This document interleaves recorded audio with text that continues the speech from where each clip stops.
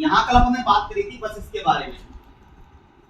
कल अपन जब class level start किया तो क्या देखा था, बस स्टार्ट किया था और बसेस की डेफिनेशन क्या बताई थी कि भाई कि आपके किसी भी सर्किट बोर्ड पर धातु की बनी हुई पतली पतली लाइनें जिनका प्रयोग विभिन्न कंपोनेंट के मध्य डेटा और सूचनाओं का आदान प्रदान करने के लिए किया जाए उसे क्या कहा जाता है, बसेस कहा जाता है। समझ में आ गई कि नहीं आ गई? इसके अलावा हमने एक चीज बताई थी कि मदरबोर्ड के विभिन्न कंपोनेंट आपस में बसेस के माध्यम से ही कनेक्ट होते हैं। समझ में आ गई कि नहीं? इसके अलावा एक चीज और बताई थी कि बस की डाटा को लाने ले जाने की जो कैपेसिटी होती है दैट इज नोन एज बस विड्थ। इसे क्या कहा जाता है, बस विड्थ कहा जाता है। यहां तक हमने आपको कल समझा दिया था। ठीक है, चलिए तो इसके बाद हम बात करते हैं क्या, कंपोनेंट ऑफ बसेस। किससे बात करेंगे, कंपोनेंट ऑफ बस के कंपोनेंट कौन कौन से होते हैं। और आप एक बात जान लो कि ये पूछा जाता है पेपरों में, ठीक है। लेकिन दिक्कत किस बात की है कि ज्यादातर लोग से बस के कंपोनेंट ना बोलकर किसकी तरह पूछेंगे आपसे, इसे पूछेंगे टाइप ऑफ बसेस करके। क्या करके पूछेंगे, टाइप ऑफ बसेस करके। समझ में आ रही कि नहीं आ रही कि बस कितने प्रकार की होती है, आप लगा देते 3 प्रकार की होती है, डाटा बस, एड्रेस बस, कंट्रोल बस। तो वो बस के प्रकार नहीं है, वो वास्तविकता में क्या है, बस के कंपोनेंट है। मतलब कोई भी जो बस होती है उसके 3 भाग होते हैं। कितने भाग होते हैं, 3 भाग। एक भाग जो डेटा के लिए रिस्पॉन्सिबल है, एक भाग जो कंट्रोल के लिए रिस्पॉन्सिबल है और एक भाग जो एड्रेस के लिए रिस्पॉन्सिबल है। क्लियर है? तो यहाँ बात करेंगे कंपोनेंट ऑफ बस मतलब 3 है, डेटा बस, दूसरा है एड्रेस बस और तीसरा है, बताइए जरा, कंट्रोल बस। कंट्रोल बस याद रहेगा कि बसेस के कितने प्रकार होते हैं बेसिकली, या कंपोनेंट होते हैं, 3 कंपोनेंट होते हैं। कौन कौन से, data bus, control bus and. चलिए तो सबसे पहले हम बात करते हैं डेटा बस के बारे में। सबसे पहले आपसे क्या बात करेंगे, डेटा बस के बारे में। तो what do you mean by data bus. अगर कोई व्यक्ति आपसे पूछे कि डेटा बस क्या होता है तो डेटा बस बता दोगे, ठीक है। डेटा बस क्या होता है तो बड़ा सिंपल सा है, तो हम क्या देखेंगे, वह बस जो सीपीयू व मेन मेमोरी के मध्य, यहाँ मेन मेमोरी का मतलब रैम से लिया जाता है, इससे लिया जाता है रैम से, के मध्य डाटा का या इंफॉर्मेशन का क्या करे, इंफॉर्मेशन का आदान प्रदान करे, आदान प्रदान करे। और ये आपको पता रहना चाहिए, तो मैंने बड़ा सिंपल सा कहा हुआ है कि वह बसेस जिसका प्रयोग किसके लिए हो, सीपीयू और मुख्य मेमोरी के बीच में डेटा या फिर इंफॉर्मेशन का आदान प्रदान करने के लिए हो, उसे क्या कहा जाता है, डेटा बस कहा जाता है। क्या कहोगे इसे आप, डेटा बस कहोगे। याद रहेगा? यहाँ तक कोई समस्या किसी प्रकार की, उसे क्या कहा जाता है, डेटा बस कहा जाता है। अगर हम थोड़ा सा और इसी में आगे चलें तो हम देखेंगे कि कैसी है, ये 1 वे होगी या 2 वे होगी। ये आपसे पूछा जाएगा ये 1 वे होगी या 2 वे होगी,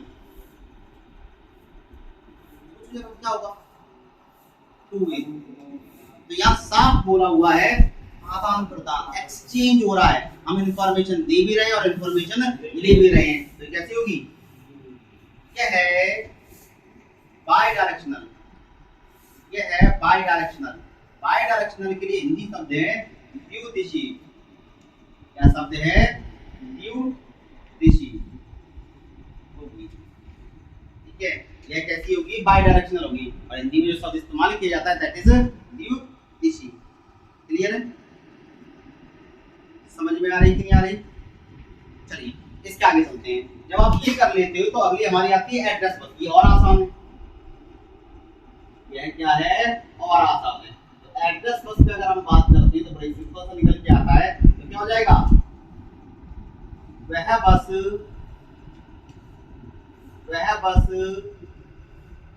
जिसका प्रयोग सीपीयू, जिसका प्रयोग सीपीयू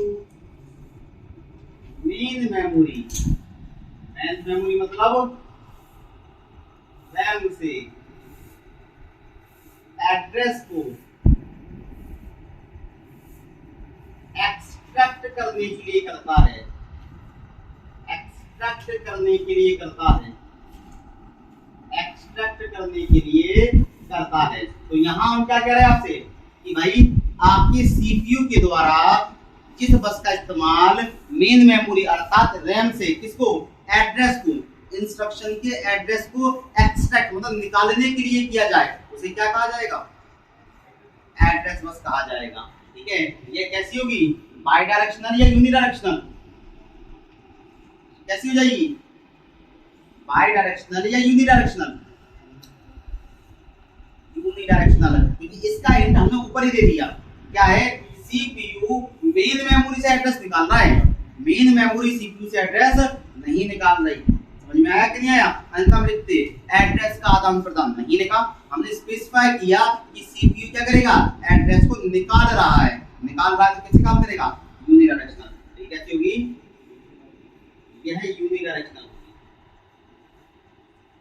यह है यूनिडायरेक्शनल। इतना समझ में आया कि नहीं आया, यूनिडायरेक्शनल के लिए हिंदी शब्द एक दिशीय, हिंदी शब्द इस्तेमाल होता है दैट इज एक दिशीय, और ये शब्द आपको दो तीन जगह मिलेगा, याद रखना, यूनिडायरेक्शनल शब्द आपको दो तीन जगह दिखाई देगा। यहाँ तक कोई आपत्ति है आप में से किसी को, क्यों, चलिए अगली बस हमारी कौन सी है, तो अगली बस हमारी कंट्रोल बस, अगली है कंट्रोल बस। तो कंट्रोल बस क्या करती है, तो कंट्रोल बस का काम क्या है, इस बात को नियंत्रित करना कि कब डेटा बस का इस्तेमाल करना है और कब एड्रेस बस का। समझ में आ रही कि नहीं आ रही, हम कह सकते हैं कि आपके डाटा बस और एड्रेस बस के लिए टाइमिंग सिग्नल या डेटा बस के एड्रेस बस के लिए कंट्रोल सिग्नल जनरेट करना किसका काम है, कंट्रोल बस का है। ये बस क्या करती है मुख्य तौर पर, इसका प्रयोग यह सुनिश्चित करने के लिए करेंगे, यह सुनिश्चित करने के लिए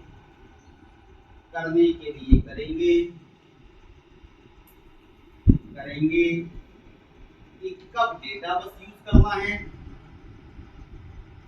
कब डेटा बस यूज करना है तथा कब एड्रेस बस,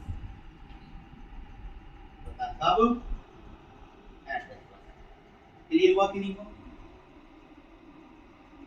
ठीक है। इसको थोड़ा सा स्टैंडर्ड लैंग्वेज में लिखना तो क्या लिखेंगे, डेटा बस व एड्रेस बस के लिए, डेटा बस व एड्रेस बस के लिए, एड्रेस बस के लिए टाइमिंग सिग्नल या कंट्रोल सिग्नल जनरेट करना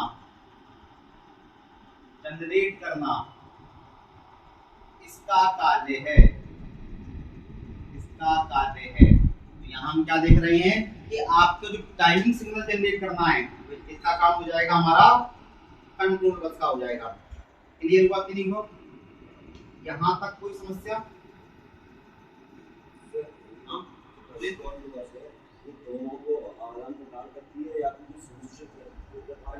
क्या लिखा हुआ है आप पढ़ो फिर बताओ, इसका अर्थ क्या हुआ, इसका मतलब होता है कि इसका काम डाटा का आदान प्रदान नहीं है, इसका मतलब ये है कि एक तरह से स्विच की तरह कार्य करती है, यह एक तरह से क्या है, एक स्विच है जो बताती है कि कब डेटा बस यूज करना है और कब एड्रेस बस। क्लियर है, यह एक तरह से स्विच का कार्य करेगी, दैट्स इट, ज्यादा सोचने की नहीं। क्लियर हुआ कि नहीं हुआ, कुछ पढ़ने पड़ा, ठीक है। कोई दिक्कत है, जब ये सीपीयू खत्म हो जाएगा तो आपका टेस्ट नहीं, हम बता दे रहे पहले ही, समझ में आ रही कि नहीं आ रही, और कम से कम टेस्ट को सीरियस लेना, नंबर अच्छे नहीं आएंगे तो बहुत पढ़ाई होगी, सीधी सी बात है, ठीक है। लंबे समय से हमने छोड़ दिया था ये सब चीजें, इस्तेमाल नहीं करते थे, क्या करवा दिया, आने वाले बैच आपको हम ये सब चीज छोड़ चुके थे। ठीक है, चलिए इतना पूरा हुआ कि नहीं हुआ, यहाँ तक समझ में आ गया। आगे देखो, हम बात करें टाइप ऑफ बसेस, इसके बारे में बात करेंगे, टाइप ऑफ बसेस। तो देखो मैंने आपको जो चीजें समझाई हैं वो यहाँ पर यूज होंगी। तो यहाँ अगर हम बात करते हैं टाइप ऑफ बसेस, तो बेसिकली अगर हम बात करें तो दो तरह की बसेस होती हैं, एक होती है सिस्टम बस और दूसरी होती है इनपुट आउटपुट बस। तो यहाँ हम क्या बात कर रहे हैं कि हमारे पास दो तरह की बसेस होती हैं, एक होती है सिस्टम बस और दूसरी होती है इनपुट आउटपुट बस। क्लियर है, एक होती है सिस्टम बस और दूसरी होती है इनपुट आउटपुट बस। तो यहाँ अगर हम तुमसे कहें कि सिस्टम बस, यहाँ हम आपसे कहें कि भाई सिस्टम बस, तो सिस्टम बस का मतलब क्या है, इसका मतलब है वह बस जो सीपीयू को मेन मेमोरी से कनेक्ट करे। ध्यान से सुनना, वह बस जो सीपीयू को मेन मेमोरी से कनेक्ट करे, इसे हम क्या कहते हैं, इसे एफएसबी या मेमोरी बस भी कहेंगे, या मेमोरी बस भी कहेंगे।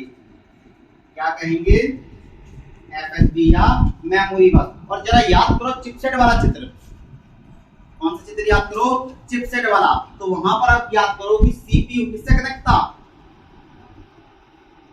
एफएसबी के माध्यम से नॉर्थ ब्रिज से कनेक्ट था। इसी प्रकार आपकी रैम कनेक्ट होने के लिए किसका प्रयोग कर रही थी, मेमोरी बस का। समझ में आ रही कि नहीं आ रही। तो यहाँ अगर हम मेमोरी बस बोले या एफएसबी बोले, ये वास्तविकता में किसका हिस्सा है, सिस्टम बस का हिस्सा है।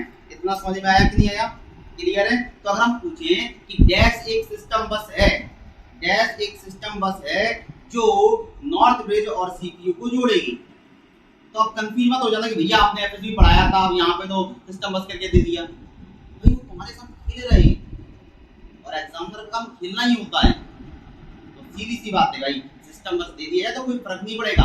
हमें तो बस केवल उलझा रही है, पूछना चाह रही है कि तुम्हें पता है कि एफएसबी भी क्या है, सिस्टम बस ही है।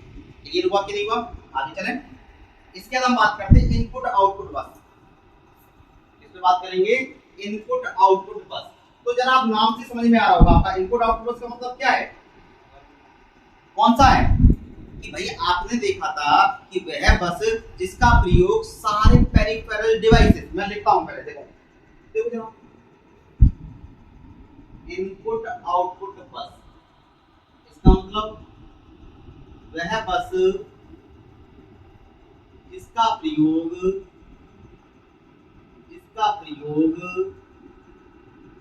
पेरिफेरल डिवाइसेस को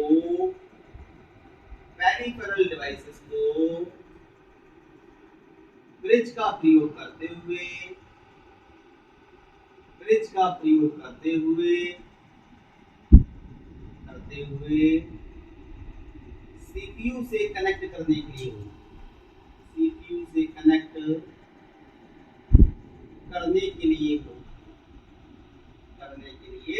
तो यहाँ हमने क्या कहा कि भाई वह बस जिसका प्रयोग पेरिफेरल डिवाइसेस को ब्रिज का प्रयोग करते हुए किससे कनेक्ट करने के लिए, सीपीयू से कनेक्ट करने के लिए हो, उसे क्या कहा जाता है, इनपुट आउटपुट बस।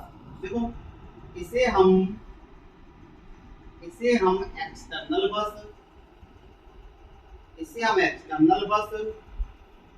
या एक्सपेंशन बस भी कह सकते हैं,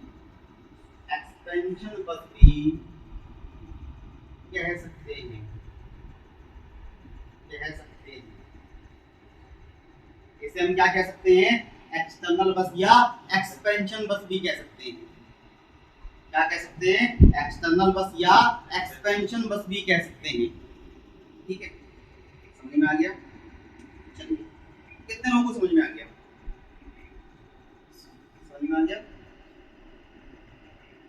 आगे समझ में बोलो, आ गया। तो जरा ये बताओ कि यहाँ पर जो पेरिफेरल डिवाइस शब्द है ये किसके लिए इस्तेमाल हुआ है,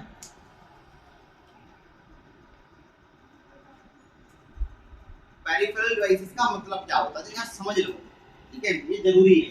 तो अगर मैं तुमसे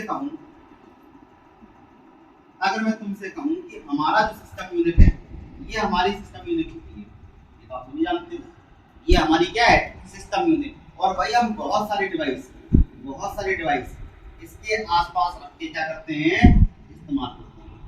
कीबोर्ड है, माउस है, प्रिंटर है, स्कैनर है, सीडी ड्राइव है, हार्ड डिस्क है, बहुत सारे डिवाइस इस्तेमाल करते हैं। अब वे सभी डिवाइस जो सीपीयू या फिर हमारे सिस्टम यूनिट के आसपास रखकर इस्तेमाल में लाए जाते हैं, मतलब इसके आसपास मतलब इसकी परिधि, आसपास मतलब क्या है, इसकी परिधि में रखकर इस्तेमाल में लाए जाते हैं, that is known as peripheral device. Peripheral का हिंदी अर्थ क्या है, परिधि, ठीक है, क्या है, परिधि। तो एक बार सवाल भी पूछा गया है कि परिधि उपकरण का अर्थ है प्रिंटर, माउस, कीबोर्ड, ये सभी।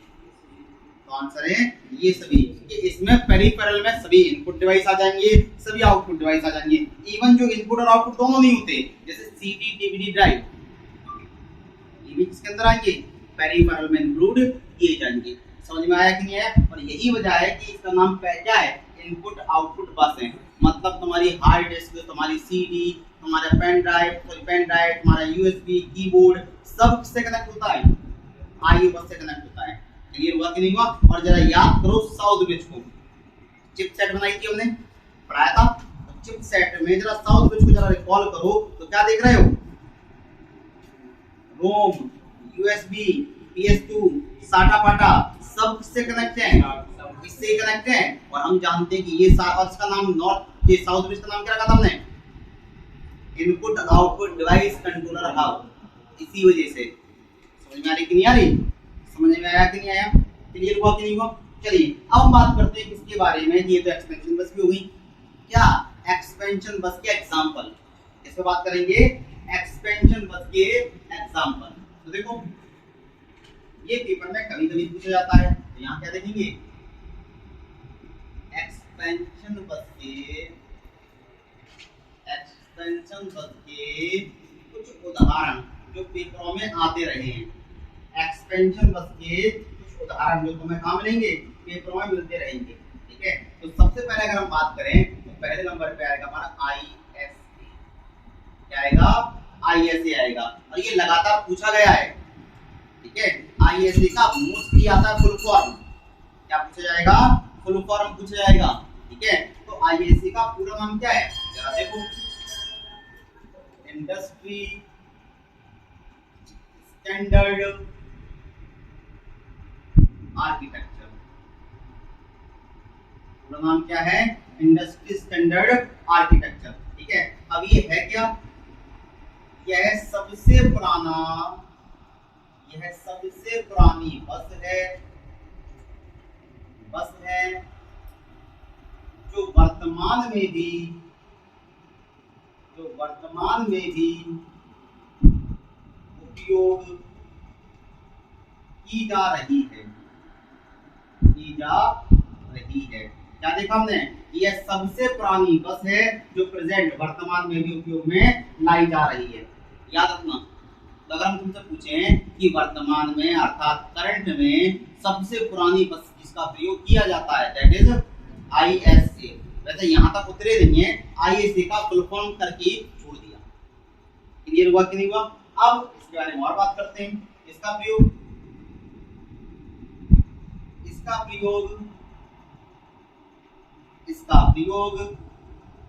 कैश रजिस्टर,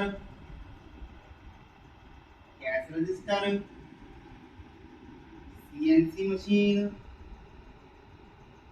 व बारकोड स्कैनर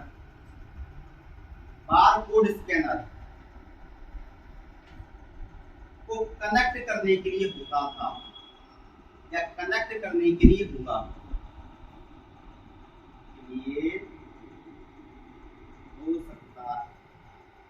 हम क्या देख रहे हैं कि कैश रजिस्टर हो, बारकोड स्कैनर हो, या CNC मशीन हो, इसको कनेक्ट करने के लिए किसका प्रयोग करते हैं, ISA का प्रयोग करते हैं, ठीक है। चलिए ISA के बाद हमारा अगला आया, क्या आएगा, EISA कौन सा आएगा EISA।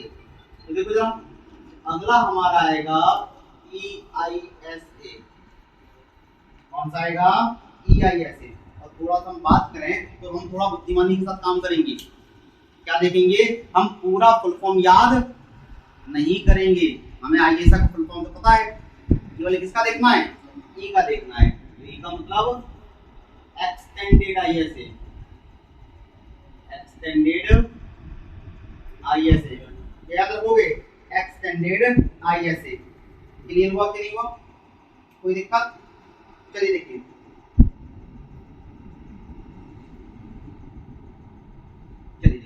तो क्या होगा, यह है ISA का, यह है ISA का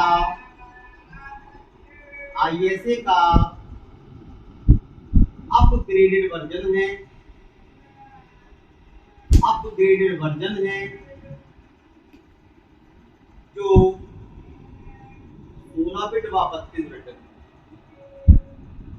दोनों के लिए कार्य करेगा, दोनों के लिए कार्य करेगा। ठीक है, यहाँ क्या कहा जा रहा कि आपका 16 बिट बस के लिए भी काम करेगा और 32 बिट के लिए भी काम करेगा।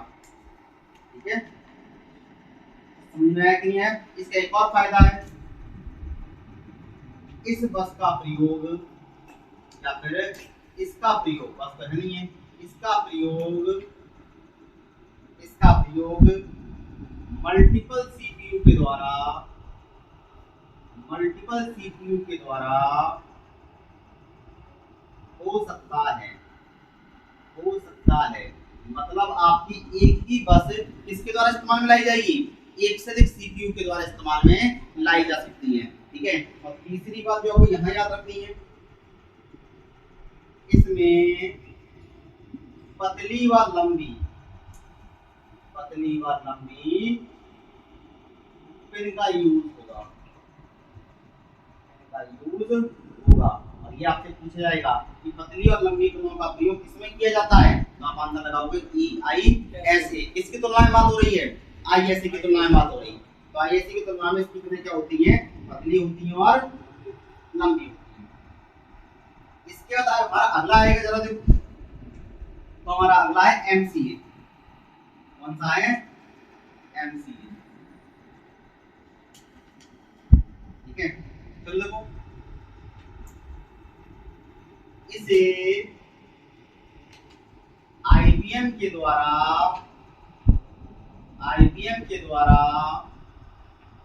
1987 में ISA को रिप्लेस करने के लिए,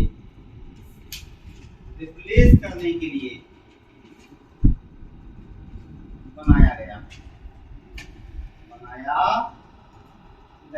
याद रखोगे इसे कब बनाया गया, ISA के द्वारा बनाया, सॉरी ISA को रिप्लेस करने के लिए बनाया गया। ठीक है,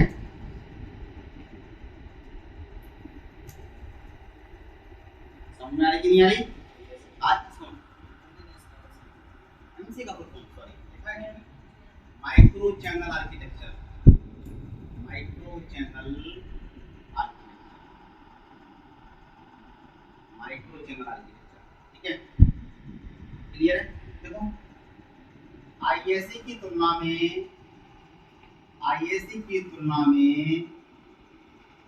यह 10 मेगाहर्ट्ज,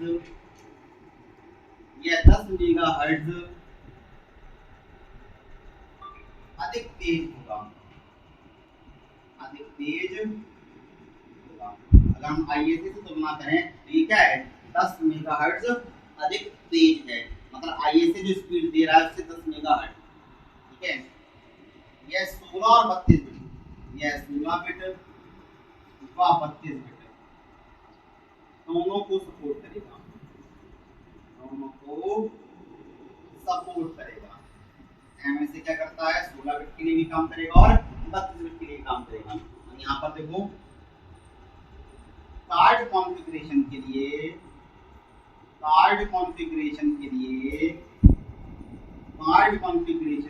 याद रखना मिनिमम यूजर इनपुट की आवश्यकता होगी, यूजर इनपुट की आवश्यकता होगी।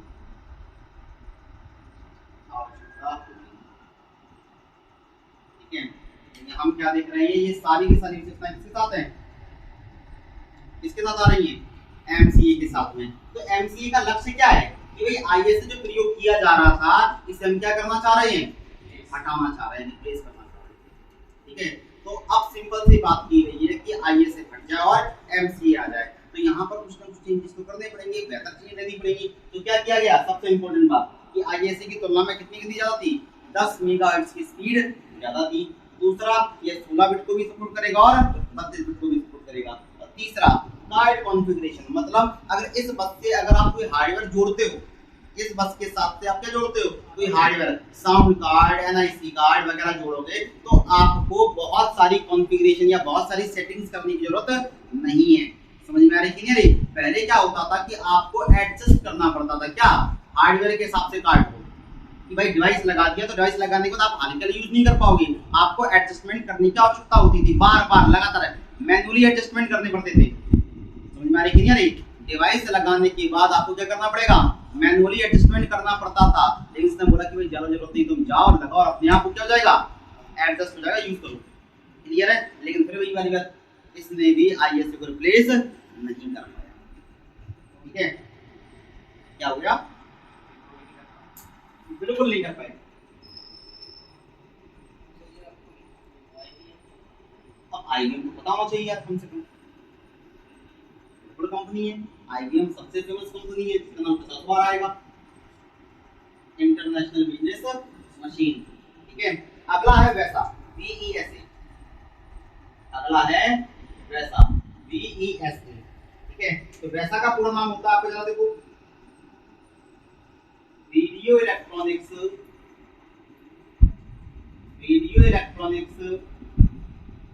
Standards association, standards association. ठीक है, समझ में आया कि नहीं आया? इसे वीएल बस भी कहते हैं। ठीक है, इसे वीएल बस भी कहते हैं, वीएल बस भी कहते हैं। इसे क्या कहा जाता है, वीएल बस भी कहा जाता है। ठीक है, अब इसे लाया क्यों गया, इसके लाने के पीछे का रीजन क्या है? इसे लाया गया इस बात को सोच के क्यों ना हम क्या कर दें, कार्य का डिवीजन कर दें। इसे क्या सोच के लाया गया, क्यों ना हम क्या कर दें, कार्य का डिवीजन कर दें, काम को बांट दें, जिससे काम बेहतर हो पाए। समझ में आ रही कि नहीं आ रही? इसे लाने के पीछे का जो लॉजिक है वो क्या है कि भाई हम काम को डिवाइड कर देंगे, जिससे क्या हो जाए, काम बेहतर तरीके से हो जाए। क्लियर हुआ कि नहीं हुआ? तो कैसे काम बांटा, जरा देखो। ठीक है, तो देखो इसमें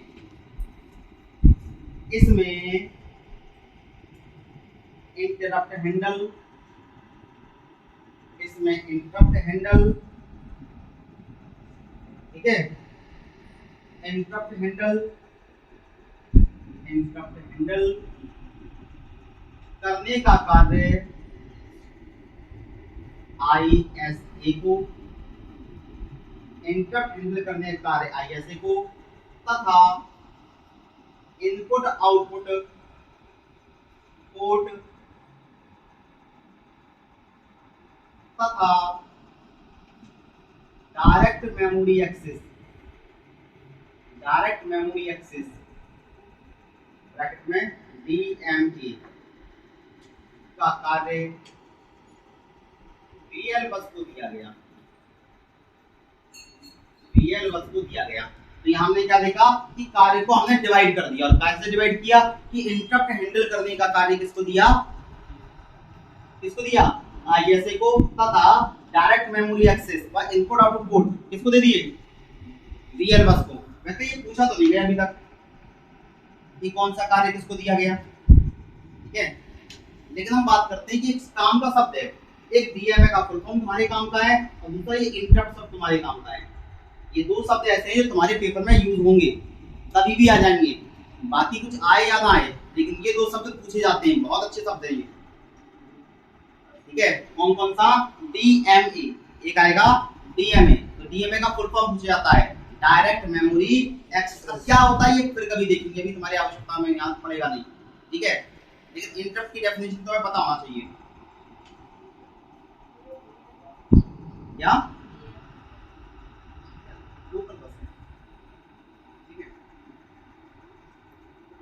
चलो छोड़ो इसको, इतना हो गया। जरा इंटरप्ट समझ लो क्या होता है। तो अगर मैं तुमसे कहूं कि हमारा कीबोर्ड, हमारा माउस, ये भी क्या होता है, लगातार कार्य करता है या नहीं करता। मुझे पता है, या हम सबने इतने दिन में पढ़ा कि हमारा माइक्रो प्रोसेसर वास्तविकता में बड़ा बिजी इंसान है, बड़ा बिजी डिवाइस है। यह लगातार क्या करता है, काम करता रहता है, हजारों लाखों इंस्ट्रक्शंस पे लगातार काम करने से फ्री टाइम नहीं मिलता, ठीक है, क्या नहीं मिलेगा, से फ्री टाइम नहीं मिलेगा। तो जरा सोचो कि कीबोर्ड और माउस के द्वारा जब भी कमांड दी जाती है तो एट इंस्टेंट वो कमांड रन कैसे जाती है, जबकि नॉर्मली इसको भी क्या लगना चाहिए, टाइम लगना चाहिए, लेकिन लगता है कभी नहीं। तो इसकी पीछे रीजन क्या है, तो देखो कीबोर्ड और माउस की जो कमांड होती हैं वो कमांड कभी भी हैवी प्रोसेसिंग वाली नहीं होती, बहुत ज्यादा हैवी लोड नहीं लेती, वो हैवी प्रोसेसिंग के लिए होती नहीं है, वो लाइट प्रोसेस होती है, एक तरह से कैसी है, लाइट प्रोसेस है। तो अब सीपीयू ने सोचा कि इन्हें अलग से प्रोसेस कंसीडर करके टाइम अलोकेट करके अगर हम करेंगे तो हमारे कार्य कैसा हो जाएगा, धीमा हो जाएगा, क्योंकि इनसे कब कमांड मिले नहीं पता, समझ में आ रही कि नहीं आ रही। तो उसने इनसे बोला कि हम तुम्हारे लिए, हम तुम्हें ऐसा प्रोसेस कभी कंसीडर करेंगे ही नहीं। क्या नहीं करेगा, ऐसा प्रोसेस कंसीडर नहीं करेगा। वो कहेगा क्या है कि तुम फ्री हो, तुम्हें जब भी आवश्यकता पड़े तुम क्या करना है, सिग्नल भेज देना हमें, किस बात का, कि भाई हमें काम है, हमें क्या है, काम है, और हम तो सारे के सारे काम को बीच में छोड़ेंगे, सबसे पहले क्या करेंगे, तुम्हारे काम करेंगे, तुम्हारे काम में टाइम ही नहीं लगना, समझ में आ रही कि नहीं आ रही। तो अब आपका कीबोर्ड और आपका माउस क्या करता है, जब भी सीपीयू की आवश्यकता होती है, जब भी कोई काम होता है वो सिग्नल भेज देता है, और वो सिग्नल क्या करता है, सीपीयू को मजबूर कर देता है कि सारे के सारे काम क्या कर दिए जाएं, छोड़ के इनके काम करो, और किसी का काम तुम छोड़ के करो, दैट इज कॉल्ड इंटरप्ट, अवरोध। ये तो होता है इंटरप्ट का अर्थ, कि बीच में तुम्हें रोका गया, समझ में आ रहा कि नहीं आ रहा। तो आपका कीबोर्ड और माउस जो सिग्नल भेज रहे हैं, किसको, माइक्रो प्रोसेसर को, इस सारे काम छोड़ो, उस सिग्नल को क्या कहा गया, इंटरप्ट कहा गया, समझ में आया कि नहीं आया। तो आप इसी बात से आप देखो कि आप कभी भी कीबोर्ड इस्तेमाल करो, कभी भी माउस इस्तेमाल करो, आपको कभी टाइम नहीं लगता, रीजन यही है क्योंकि उसके पास अधिकार है इंटरप्ट करने का। तो सबसे पहले सारे कामों को होल्ड पे डालो, किसके काम किए जाएंगे, कीबोर्ड और माउस के, ठीक है, क्लियर हुआ कि नहीं हुआ, समझ में आया कि नहीं आया। दूसरा होता है डीएमए, डीएमए मतलब डायरेक्ट मेमोरी एक्सेस, क्या होता है, डायरेक्ट मेमोरी एक्सेस, क्लियर है। तो आपके कंप्यूटर में मेमोरी का मतलब मेमोरी को इस्तेमाल करने के मेथड होता है डीएमए करके, ठीक है, डीएमए करके मेमोरी को एक्सेस करने का मेथड है। और ये मेथड कहता है कि अगर आपको कभी भी हार्ड डिस्क या मेमोरी का इस्तेमाल करना है, या मेमोरी को होता सेकेंडरी मेमोरी से, प्राइमरी मेमोरी से नहीं है, कि जब भी अगर आपको सेकेंडरी मेमोरी इस्तेमाल करनी है तो आपको बार बार माइक्रो प्रोसेसर से अनुमति लेने की आवश्यकता नहीं है। क्या कर देते हैं, हम तुम्हें सीधा अधिकार दे देते हैं किसको एक्सेस करने का, हार्ड डिस्क को एक्सेस करने का। तो यदि आप बिना सीपीयू की अनुमति के, मतलब बिना सीपीयू से अनुमति मांगे अगर आप हार्ड डिस्क को एक्सेस कर पा रहे हो, उसके डेटा को यूज कर पा रहे हो, इसका मतलब क्या है, आपका किसका एक्सेस है, DMA access, direct memory access, clear है। और आपको बता दें कि आपने मूवीज वगैरह में ये चीज देखी कि लोग जाते हैं, पेन ड्राइव लगा देते हैं और चल रही है, अपने आप डाटा कॉपी हो रहा है, पता है। तो उसके पीछे रीजन क्या है, कि आपकी जो यूएसबी होती है वो किस पर काम करती है, डीएमए पर ही काम करती है। मतलब अगर आप जैसे पेन ड्राइव लगाओगे तो आपका सीपीयू इन्वॉल्व होता ही नहीं है, क्योंकि क्या है, उस पोर्ट को डायरेक्टली किसका एक्सेस है, हार्ड डिस्क का एक्सेस है। क्या होता है, आप डाटा कॉपी कर पाते हो, जल्दी एक्सेस मिल जाता है, ठीक है, क्या मिल जाता है, जल्दी एक्सेस मिल जाता है, यही रीजन है। समझ में आई कि नहीं, आगे चले अपन, चलिए। तो ये हो जाता है वैसा वीईएसए। वीईएसए के बाद हमारा अगला आएगा जो काम का है आपके ज्यादा, तो वो कौन सा है, पीसीआई। कौन सा है, पीसीआई, ये नाम सुना है, क्यों, पीसीआई का नाम सुना है, पीसीआई, चलिए देखिए। तो पीसीआई का पूरा नाम है पेरिफेरल कंपोनेंट इंटरकनेक्शन या इंटरफेस, इंटरकनेक्शन या इंटरफेस, याद रहेगा। पीसीआई का पूरा नाम क्या है? पेरिफेरल कंपोनेंट इंटरकनेक्शन या इंटरफेस। समझ में आ रही कि नहीं आ रही? तो अगर हम इसी को लेके चलें तो इसका मुख्य कार्य क्या होता है? तो देखो इसका प्रयोग साउंड कार्ड,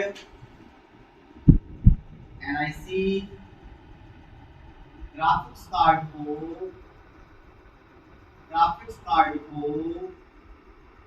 लगाने या इंस्टॉल करने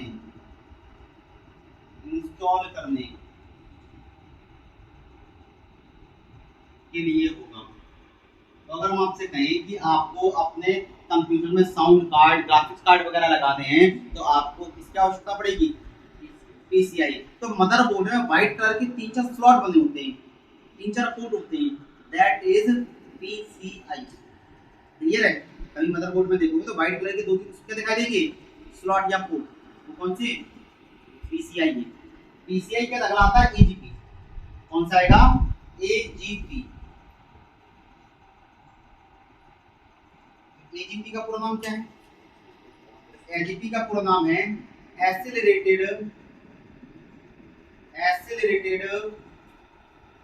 ग्राफिक्स पोर्ट। देखो वह पोर्ट या बस जिसका प्रयोग ग्राफिक्स कार्ड के लिए इसका प्रयोग किसके लिए हो? ग्राफिक्स कार्ड के लिए हो। उसे क्या कहा जाता है? एजीपी कहा जाता है। और पीसीआई की तुलना में कौन तेज है? एजीपी तेज है। क्या हो जाएगा? एजीपी इज ग्रेटर देन, यहाँ स्पीड क्या बात कर रहे हैं? किससे? पीसीआई। क्लियर हुआ कि नहीं हुआ? समझ पा रहे हो? कोई समस्या? सेम कहानी अब आती है, जरा देखो। तो अगला है पीसीआई। क्या नहीं दिख रहा? बोर्ड में दिख रहा आपको, ठीक है। तो यहाँ पर हम क्या देख रहे हैं? अगला देखेंगे पीसीआई ई। तो पीसीआई ई में क्या है? हमें पीसीआई का फुल फॉर्म पता है। ई मतलब एक्सप्रेस। ई मतलब एक्सप्रेस। तो अब एक्सप्रेस शब्द जुड़ने से क्या प्रभाव पड़ेगा? ये तो आप कॉमन है, स्पीड ज्यादा होगी। किससे ज्यादा होगी? पीसीआई से। सही है। लेकिन एक अच्छी बात क्या है? इसकी स्पीड एजीपी से भी तेज है। और ये सवाल पूछा गया था कि उपरोक्त में से सर्वाधिक तेजी से कार्य करने वाली बस है या पोर्ट है? ऑप्शन में था एजीपी, ऑप्शन में था पीसीआई, ऑप्शन में था पीसीआई ई, और एक और ऑप्शन में था जो मुझे याद नहीं है। तो आंसर क्या था? पीसीआई ई। एक बार पूछा गया था अरेंज करने को कि गति के आधार पर अरेंज कीजिए। क्या पूछा गया था? गति के आधार पर अरेंज कीजिए। तो 4 स्टेटमेंट बना दिए थे इन कॉम्बिनेशन से, पीसीआई, पीसीआई ई और एजीपी से, कि कौन ज्यादा कौन कम। तो 4-5 अरेंजमेंट बना के दे दिए थे, जो सही था वो लगाना था। क्लियर हुआ कि नहीं हुआ? तो सवाल बनते हैं। तो यहां क्या देखेंगे? साउंड का पीसीआई की तरह साउंड कार्ड, एनआईसी व ग्राफिक्स कार्ड के लिए इसका प्रयोग होता है। इसकी गति क्या है? पीसीआई ई की गति जो है वो किससे तेज है? एजीपी से तेज है। किससे तेज है? एजीपी से। ठीक है। क्लियर हुआ कि नहीं हुआ?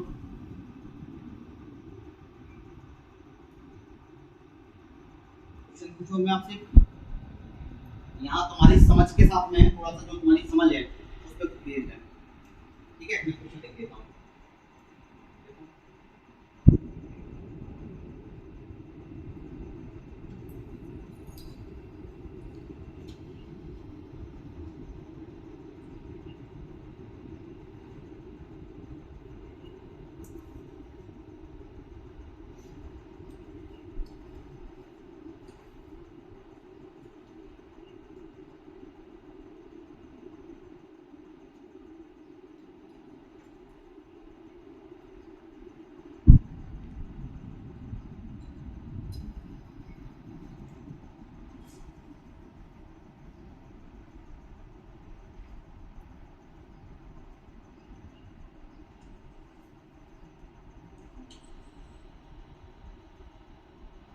चलिए इसका आंसर कितने लोग दे सकते हैं?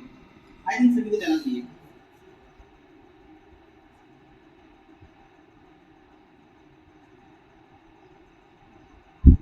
चलिए क्या आंसर लगाओगे?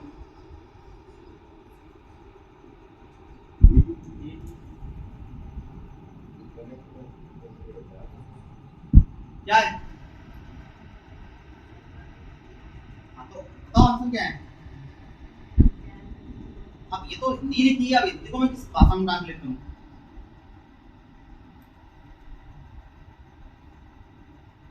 चलिए क्या लगाओ मुझे? पीसीआई। चलिए क्यों लगा रहा पीसीआई? सर्वाधिक उपयोगी से क्या मतलब होता है?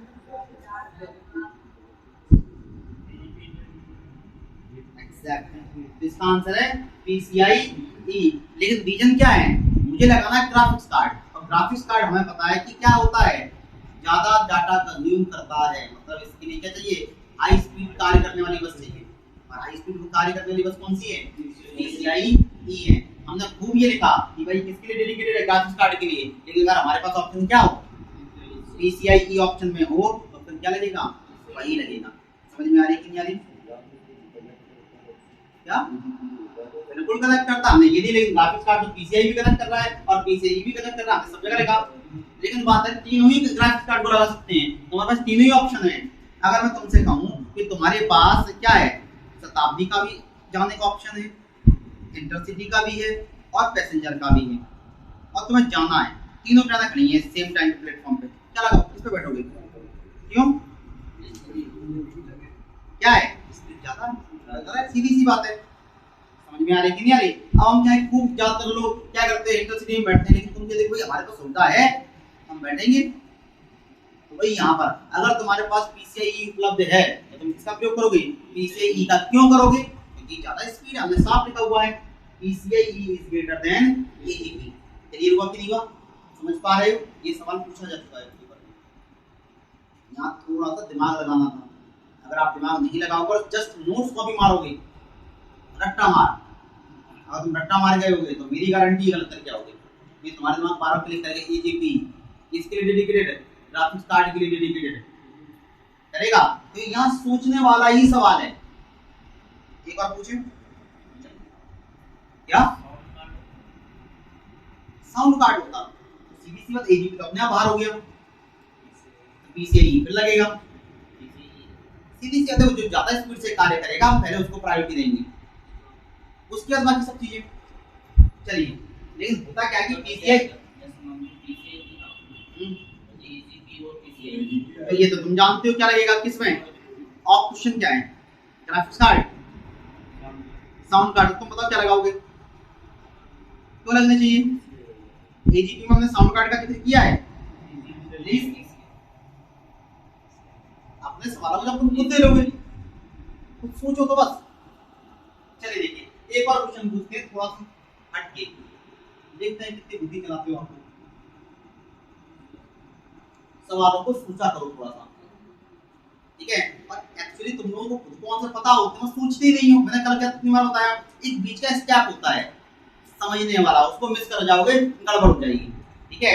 जस्ट कॉपी उठा के क्वेश्चन में मत टीपो, नहीं होने वाला। मुश्किल से मैं बता दूं पेपर के 25 26 27 सवाल ही होते हैं, तो डायरेक्ट कॉपी से उठ के आएंगे और इतने नंबर आते हैं, इतने नंबर आते।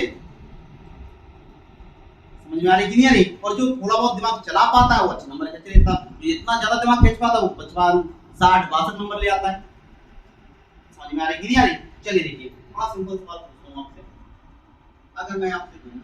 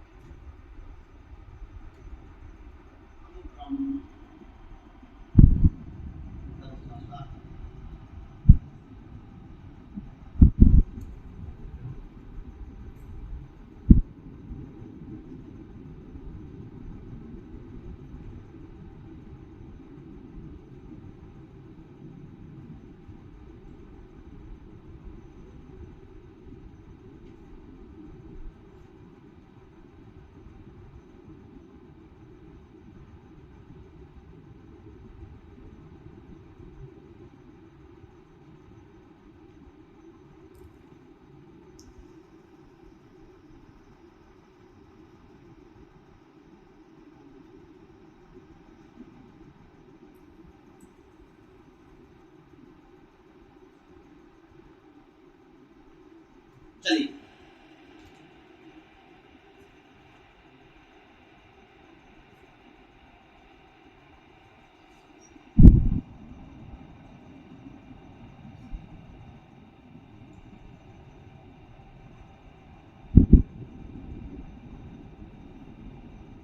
करना होना चाहिए।